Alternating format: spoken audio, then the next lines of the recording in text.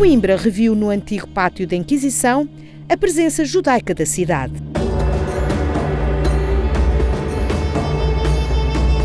A exposição Judeus de Coimbra, da tolerância à perseguição, memórias e materialidades, deu a conhecer melhor a história dos judeus nesta cidade e no nosso país. Embora haja vestígios materiais muito antigos no sul de Portugal, como a lápide de Silves, a lucerna de Troia ou a placa de Mértola, Coimbra tem uma referência muito especial. O primeiro documento que atesta a presença de judeus no território nacional é de Coimbra. É um documento do ano 950, portanto anterior à própria fundação da nacionalidade, e é muito interessante porque nos revela que uma determinada propriedade, aqui bem perto da área urbana, foi adquirida por uma família cristã que está a doá-la a um convento, mas essa propriedade tinha sido originalmente de uma família hebraica. Portanto, nós sabemos que, pelo menos desde o início do século X, havia aqui já judeus radicados no território. Este mapa mostra, em finais do século XV, a localização das judiarias portuguesas em território nacional. Onde é já muito visível uma presença muito forte, muito concentrada, junto da área de fronteira, da raia, não é? Uma vez que este trabalho nos remete para uma época em que os judeus castelhanos já tinham sido expulsos, portanto, em 1492, e que havia realmente uma presença muito forte ao longo de toda a linha de fronteira com Castela e Aragão.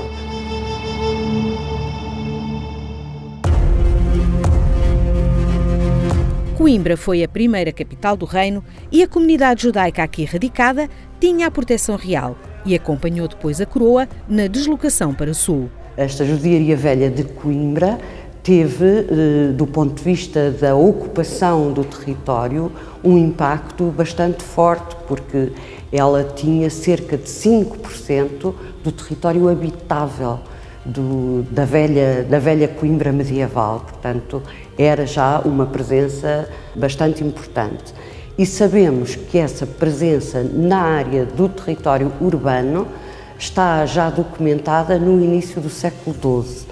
Nessa altura, Coimbra já tem uma judiaria perfeitamente organizada, e nós sabemos que para haver uma judiaria tem que haver um conjunto até de instituições que estavam já criadas e que funcionavam, desde logo a sinagoga, mas também o cemitério.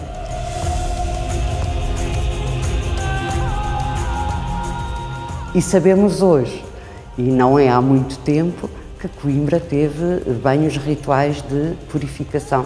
E os banhos rituais de purificação, o mikvé, eram a primeira prioridade de qualquer comunidade.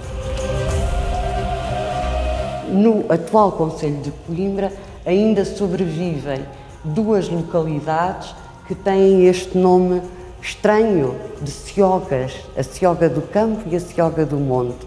Esta Seoga quer dizer sinagoga, não é? E este nome perdurou até à atualidade.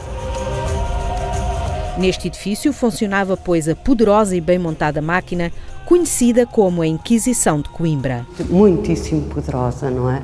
Os inquisidores tornaram-se realmente, enfim, figuras de grande destaque na história portuguesa durante um longo período, não é?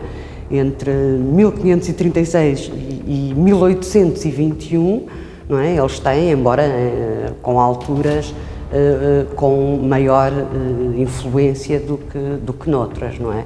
E este é o único edifício no país que preserva muitos dos vestígios materiais desta presença. Em 1634 foi feito um levantamento de todos os edifícios da Inquisição em Portugal, dando destaque ao edifício de Coimbra. Esta sala era o arquivo, o chamado secreto. Quando os presos que ainda não estavam presos nessa altura, entravam no edifício, em virtude de denúncias, etc., eles entravam pela Rua de Santa Sofia, como se designava na altura, e eram acolhidos pelo alcaide da Inquisição. Esse alcaide da Inquisição tinha a incumbência de receber a pessoa ou as pessoas e de fazer logo o inventário dos bens. Toda essa documentação é que integrava depois o arquivo do tribunal, que era o secreto, como vem documentado no próprio livro de Mateus do Couto. Por este local passaram muitas pessoas que aqui sofreram verdadeiros horrores. A sala do tormento estava, nesta altura, portanto em 1634, localizado num piso alto e era uma divisão relativamente pequena, interior, como convinha, não é? Depois disso, e portanto já não encontramos essa referência no desenho, mas temos o vestígio material, a sala do tormento passou para o piso de baixo e ainda hoje mantemos ali numa passagem exterior a argola de ferro suspensa da abóbada do edifício, que era a argola onde se segurava a corda para o trato da poleca. E que vestígios materiais restaram do passado? Esta outra sala, que é hoje o espaço expositivo do CAV também, que teve também completamente preenchida por celas e onde se descobriu em 2002 aquele que o levantamento de Mateus do Couto identificou como o caminho dos presos. Está a partir da entrada da Rua de Santa Sofia, um vasto corredor, passando pela sala do alcaide da Inquisição, que depois levava as pessoas para as celas onde ficavam, enfim, por algumas vezes, variadíssimos meses, se não anos. Este é o pátio tal como hoje o conhecemos, reabilitado. Também esteve completamente ocupado por celas, incluindo estas galerias com esta bela colunata.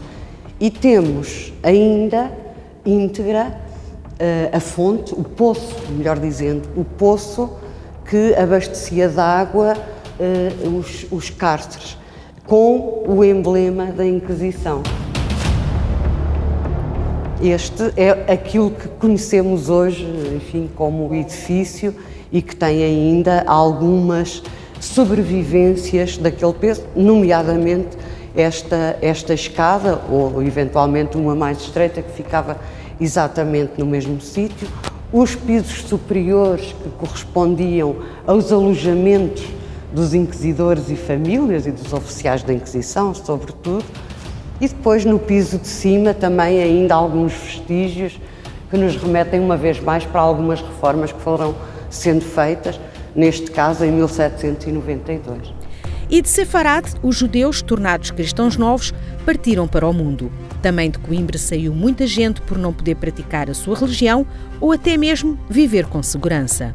Houve uma comunidade muitíssimo importante de antigos judeus portugueses que se fixou nos Países Baixos e que criou em Amsterdão, aquela que ainda é hoje, a grande sinagoga de Amsterdão, que é portuguesa. Mas há também um aspecto curioso que tem chamado muita atenção, sobretudo de gente mais jovem, que é esta informação que é dada aqui acerca de um grupo de 23 judeus de origem portuguesa. Eles não foram diretamente de Portugal, foram a partir de Amsterdão, não é? E fundaram em New Amsterdam, que é a atual cidade de Nova Iorque, a primeira comunidade judaica dos Estados Unidos da América. Estamos a falar dos meados do século XVII. Isto é uma particularidade que, de uma forma geral, os nossos públicos não conhecem e que é interessante e que fecha assim um ciclo. Isto é, começamos com a primeira grande diáspora que traz para a península de Sefará, para a terra de Sefará, os primeiros judeus, não é? E encerramos neste painel com um movimento inverso, a saída dos últimos judeus, já cristãos novos, não é? Para o mundo.